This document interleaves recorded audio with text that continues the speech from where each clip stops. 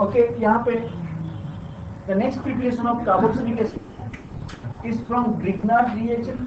अगर Grignard reaction को हम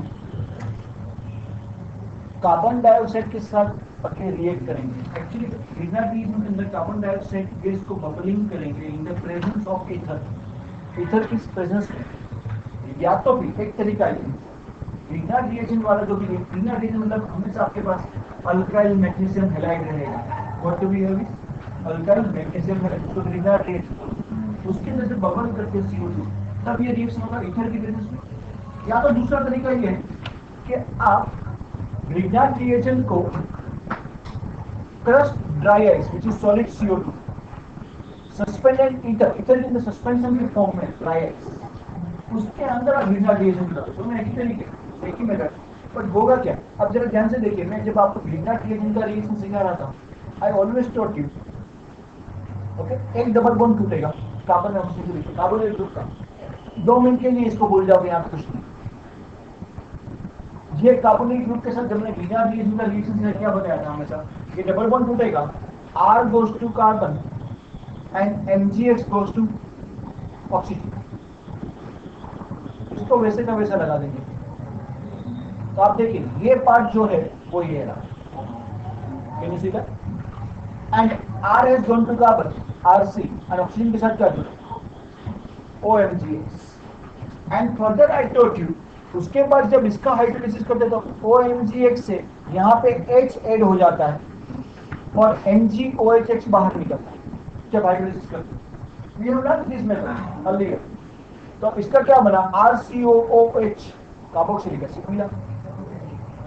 एग्जांपल्स देखेंगे। सी पहला एग्जांपल यहाँ ethyl magnesium iodide, carbon dioxide के साथ जब रिएक्ट करोगे, ethyl goes to this carbon, MgI goes to this oxygen, तो आपके पास मिला इथाइल कार्बोनिल OMgH। OMgA का हाइड्रोलिसिस करने से ये बना OH, CH3CH2COOH plus MgOH. One more important point which we need to understand over here. Once we started with ethyl magnesium iodide, but when we end, we get propanoic acid. Number of carbon atom increases by 1 because CO2 is being added. CO2 को हमने add किया यहाँ पे। Same में अगर आपके पास phenyl magnesium bromide है, phenyl goes to carbon, MgBr goes to oxygen, phenyl CO, ये CO वैसे का वैसा रहेगा, OMgBr, and then OMgBr से आपको OH मिलेगा, बेंजोइक एसिड।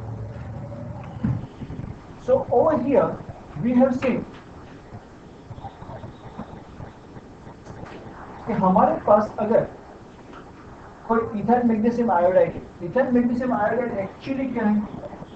अगर हमको याद है तो वो हमको मिला है अल्काइल हैलाइड में से। अल्काइल हैलाइड को जब आप Hg के साथ रिएक्ट करते हो तब जाके आपको RMgX मिलता है, एंड देन RMgX में से आपको RCOH मिला। इन शॉर्ट, आपके पास अगर अल्काइल हैलाइड था तो अल्काइल हैलाइड से कार्बोक्सिलिक एसिड लेके आना है तो you can use this reaction. Alkyl halide plus Mg, उसका ग्रिग्नार्ड रिएक्शन बनाओ, ग्रिग्नार्ड रिएक्शन के बाद उसको CO2 और ईथर की कॉम्बिनेशन के साथ रिएक्ट करोगे तो आपको कार्बोक्सिलिक एसिड मिलता है। So, if you have any alkyl here, if you want to make carboxylic acid, do this way. But इसमें एक चीज याद रखनी है कि इसमें number of carbon atom is increased by 1. Same reaction, okay? और एक reaction है जो मैं यहाँ पे लिख रहा हूँ आपको। और इससे पहले वाली मेथड में मैंने आपको बताया था, आपको RCN से अगर इसका हाइड्रोलिसिस करते हो तो मैंने बताया RCOOH मिल रहा है, इससे पहले वाली में। तो इसके अंदर हम कर क्या है? अल्काइल हैलाइड से अगर आप RCN किसी तरीके से लेके आ सकते हो, हाँ लेके आ सकते हैं। सिंपल तरीका, खाली KCN के साथ रिएक्ट करो। So whether you use alkyl cyanide और you use Grignard reagent, we are getting carboxylic acid जिसके पास एक कार्बन ज्यादा है then the original source alkyl halide, then the original source alkyl halide. You need to add these two reactions cyclic. Okay, तो यहाँ पे बताया गया in both the methods nitrile that is RCN and Grignard reagent are useful for converting. ये दोनों method में हमने क्या किया, चाहे नाइट्रल मेथड साइनाइड वाला यूज किया, चाहे ग्रिग्नार्ड रिएजेंट यूज किया, अल्काइल हैलाइड को कार्बोक्सिलिक एसिड में एक कार्बन एक्स्ट्रा एटम के साथ हमने बनाया. This is what we are doing. Correct और not? The next method which we do have is from acid chloride and anhydride. भाई दोनों के दोनों कार्बोक्सिलिक एसिड के डेरिवेटिव है, and I told you carboxylic acid का डेरिवेटिव है खाली हाइड्रोलिसिस करना शुरू करो. What you need to do is hydrolysis करो, आपको सीधा ये मिलेगा. करेक्ट है ना? सो देखो यहाँ RCOCl है, हाइड्रोलिसिस करोगे एक H और Cl कंबाइन होके HCl निकल जाएगा और Cl की जगह पे OH आ जाएगा. क्या मिला? RCOH. यही रिएक्शन हम अल्कली की प्रेजेंस में करते तो थोड़ा फास्ट होता और कुछ नहीं.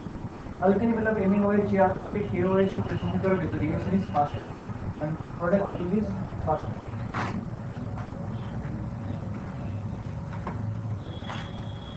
करेक्ट और not? Are you getting me? Same way देखो यहाँ पे ये जनरल रिएक्शन था. If we have CH3COCl, if we do hydrolysis of that CH3COH and HCl, ethanoic acid मिलता है. करेक्ट और not? Are you following me? यहाँ पे भी हाइड्रोलिसिस किया गया है, पहले इथेनॉइड है and then ethanoic acid. Another reaction which we do have, ethanoic anhydride. I am writing over here. It's basically like this: CH3COO. ये है आपके पास इथेनोइक एनहाइड्राइड. यहाँ से ये बॉन्ड टूटेगा और H2O में से एक के पास OH जाएगा और दूसरे के पास H प्लस जाएगा. अगर एक के पास OH जाएगा तो CH3COOH मिलेगा, दूसरे के पास H जाएगा तो वो भी CH3COOH. That's why ethanoic acid के 2 मोल्स मिलेंगे. Twice we do that. आपको समझ में आ रहा है मैं क्या बता रहा हूँ?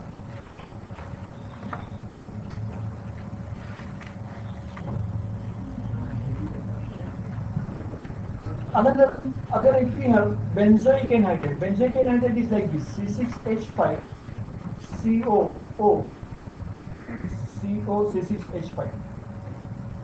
and as we know यहाँ पे बॉन्ड टूटेगा, इस तरफ OH और इस तरफ H, तो आपको 2 बार बेंजोइक एसिड मिलेगा. Same thing over here.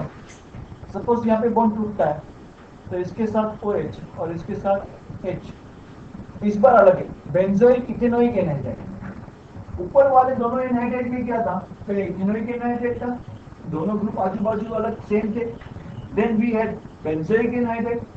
जो थर्ड वाला है वो एक ऊपर बेंजोइक है नीचे इथेनोइक, तो उससे 2 प्रोडक्ट मिलेंगे, एक इथेनोइक एसिड मिलेगा और एक बेंजोइक एसिड.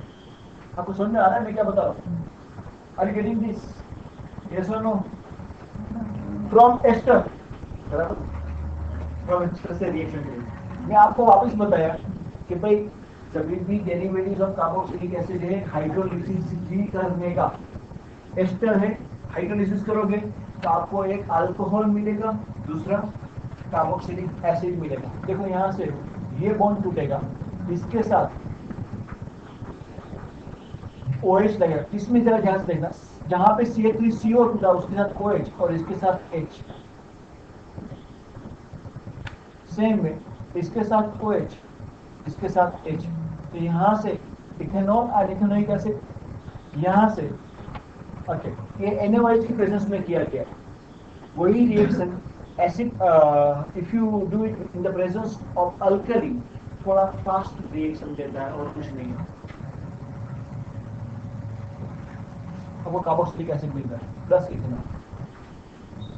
पहले उसका बीच में एक स्टेप आएगा, यहाँ से CH3COONA लगेगा. NaOH की प्रेजेंस जब रिएक्ट करोगे, जब NaOH की प्रेजेंस में रिएक्ट करोगे तो पहले यहाँ पे ONA लगेगा, CH3COONA, और यहाँ पे H. नहीं समझ रहे हैं? वापस देखो, अगर आप अल्कली की प्रेजेंस में रिएक्ट करोगे तो ये NaO इसके साथ जुड़ेगा, CH3COONA, NaO जुड़ेगा. मतलब क्या मिला आपको? सोडियम इथेनॉल और इसके साथ H जुड़ा मतलब इथेनॉल बाहर निकलता है। फिर उसका हाइड्रोलिसिस होता है एसिड की प्रेजेंस में, तो यहाँ से H आएगा, Na को निकाल देगा, C3COH, Na+ and H2। Are you following this? समझ में आ रहा है आपको? Same thing, last reaction of preparation, NaOH की प्रेजेंस में NaO पहले यहाँ पे लगा तो आपको मिलेगा सोडियम बेंजोएट और इसके साथ H लगा, इथेनॉल मिलेगा। फर्दर हाइड्रोलिसिस Na की जगह पे आपको COOH मिलेगा, benzoic acid. Are you following this?